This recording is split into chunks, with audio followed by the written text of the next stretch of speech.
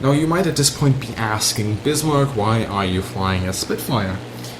Good question, and I'm gonna answer it. Well, essentially I want to provide a little bit of footage in the background for you guys to enjoy as I talk about something that I think is extremely awesome. Somebody, actually, Hiramachi, that's his name, I know him, I just want to get that out there first. I know him personally, we talk, we've flown together in the past. I don't know actually what he looks like, we've never met in real life, but we talk to each other quite frequently, and he made a proposition to the community and to the developers of what the next expansion could be, and that is the Battle of Burma. Now, if that just strikes you immediately as weird, and if that doesn't interest you, and you're just like, why are we talking about this? And you might just want to stick around for a few more minutes as I try to explain to you why this is actually a pretty interesting choice. Of course, I have a link in the description box below, taking you straight to this thread. You can read it yourself as well, as I'm going to be focusing on the plane choice. I want to give a little bit of criticism there. I think Hiramachi has done a good job, but there's a few factors that I'd like to add as well. Also, I'll be using some historical footage that I found on YouTube. I have all the links to those in the description box as well. If you are interested in some of that footage, it's clearly marked, and I hope you find it there as well, and hope you can enjoy some real planes flying during the Second World War. Now let's go quickly through the proposed aircraft set. He gives a reason for each and every choice in his sum up, so if you want to read those reasons, they're right there. But yeah, let's start here with the Allied aircraft. We've got a Hawker Hurricane Mark II BC, for the Supermarine Spitfire Mark 8. Nearly said 7 there. No, that's 8, Roman numerals. Hard to read sometimes, not really, but yeah. Volti Vengeance Mark II. I'll talk a little bit more about this in a second. And of course, North American B-25J Mitchell. Japanese side, we've got Mitsubishi A6M2, that's a 0, or the A6M5. Why the jump from the M2 to the M5? Well, that's because in this kind of theater, there's only really these two options. KI-43 Model 2 late, Model or Model 3. I'm very happy with this inclusion, I gotta say. I'm a little bit biased towards the KI-43.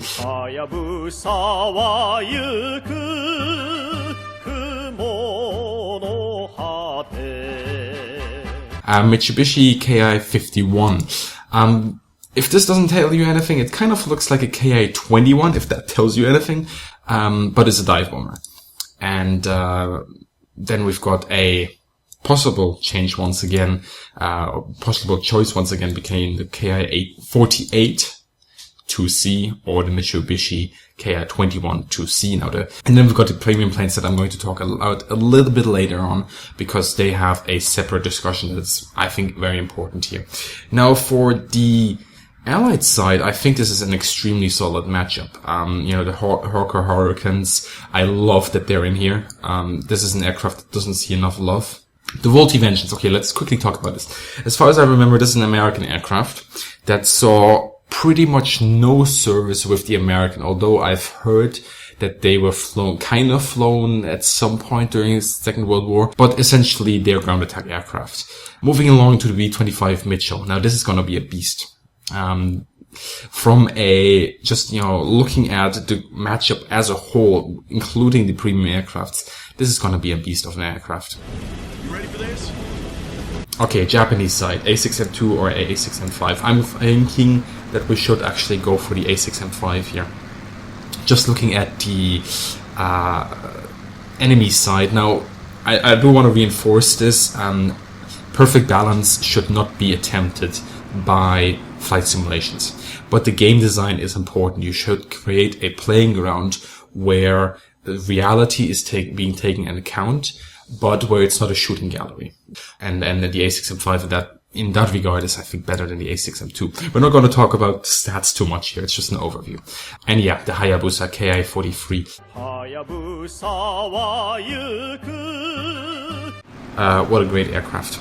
But offensively speaking, you can fly with that thing into the Eye of Terror and you'll come out. No questions asked. But offensively speaking, 2 machine guns, even if they're heavy machine guns, 12.7 millimeter.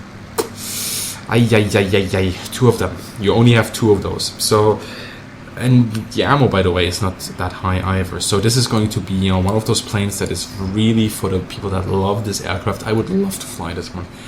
But if you look at the other side, you know, the Hawker Hurricanes, for example, they're tough aircraft. You know, you don't underestimate how much damage a Hurricane can essentially tank. Mitsubishi Ki-51. Oh dear. Ground attack, Japanese. What can I say? If you're imagining a Stuka, think again. If you're imagining a Dauntless, think again. It's not a good ground attacker. It just, in my mind, it just doesn't have the bomb load. And if you look at how the Stukas are essentially on the Battle of Stalingrad side of things, you'll see the problem. You know, dive bombers have their place in history, and I do think that the Ki-51 should be in the game, but I can foresee right now that this is probably going to be the least used aircraft from the whole lineup that we have here. You know, it's not gonna be the deciding factor during the missions on the multiplayer side, but you know, it was there. It has its place in history, and it's a perfect fit, essentially. Okay, so then Hiramatsu gives us another choice, and that is the Ki-48 and the Mitsubishi Ki-21. Interesting choices here, all around. Now, I would tend to go with the Ki-48, just to reinforce the Japanese side when it comes to ground attack. I think the Ki-48 could be much better suited for what the needs of the Japanese at this point than the Ki-21. Also because the Ki-21 and the B-25 are essentially very similar. And if you look, for example, at what Battle of Stalingrad has done, instead of giving the Russians a bomber like the Heinkel 111 that the Germans have, they gave them a Peshka.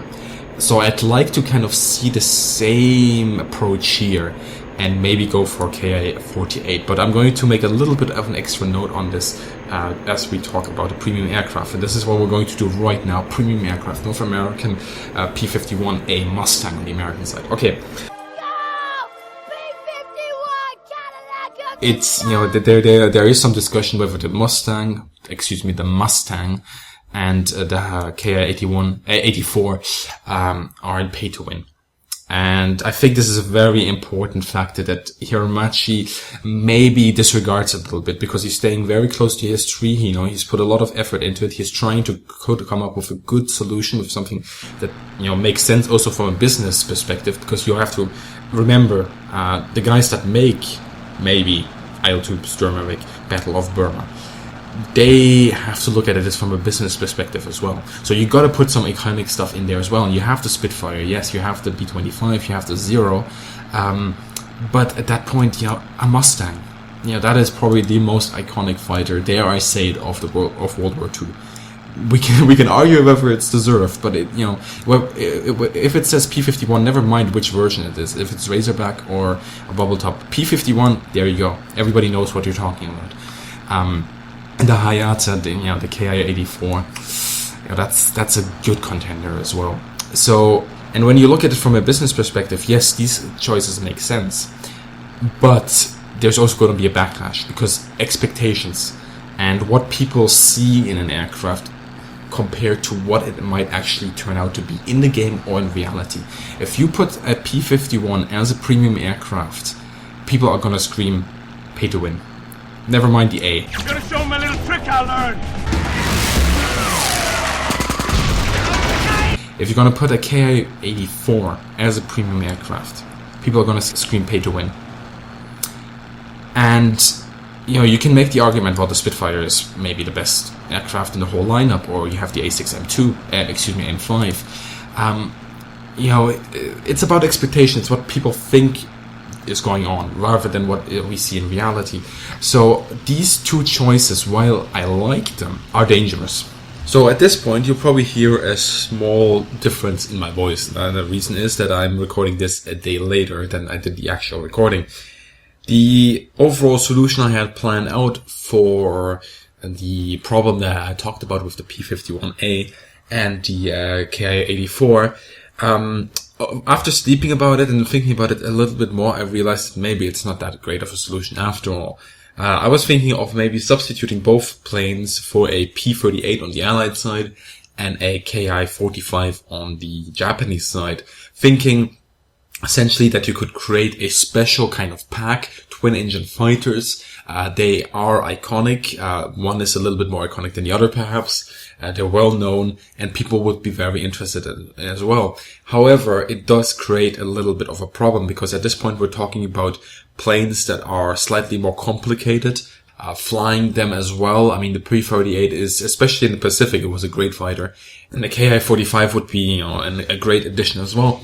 But after thinking about it, like I said, I don't anymore think that that is such a great solution because, especially thinking about the P-38 on the Allied side against what we have on the Japanese side, it's interesting because while the Japanese planes are probably able, depending on pilot skill, able to fight against the P-38, we are still putting a very, very strong aircraft once again in the lineup.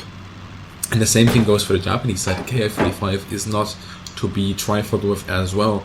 And at this point, I can understand the issues that Hiramachi has when it comes to like creating something that is special, that creates an incentive to buy these packs, because that's of course what the developer is looking at.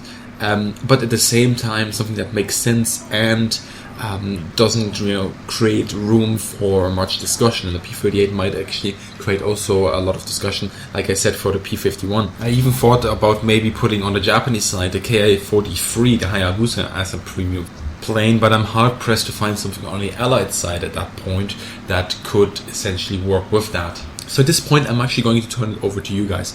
If you have any kind of idea or solution to all of this, put it down in the comment section below. Please remember also to check out the thread that Hiramachi wrote, so you can see the kind of ideas that have already been pulled together there. You can pull out some ideas there as well and think about a few planes. I purposely don't talk about some of them because I don't think they're actually such a good solution after all, like the Ki-44, the Ki-61, the Thunderbolt Mark II. Those planes, I understand why they could be a solution, but I don't think they're actually that great to put into a kind of premium pack, even though I would love to fly all planes, really. Also keep in mind that we're talking about the Battle of Burma here. We can't just pull out a plane that never saw the theater and put it in here and place it in here. That has been done with Battle of Stalingrad with the 190, but well, let's try to stick a little bit more around Burma and the things that happened here. So yeah, I'm turning it over to you guys maybe at this point. Think about it a little bit, brainstorm, give your solutions down in the comment section. I look forward to all your comments. I'm sure there are much smarter people amongst you than me. So yeah, if you enjoyed this video and if you want to support this idea, you can always say so in the thread that he has created on the forum, and you can also share this video with your friends. So as always guys, I hope you have a great day, good hunting, and I'll see you in the sky.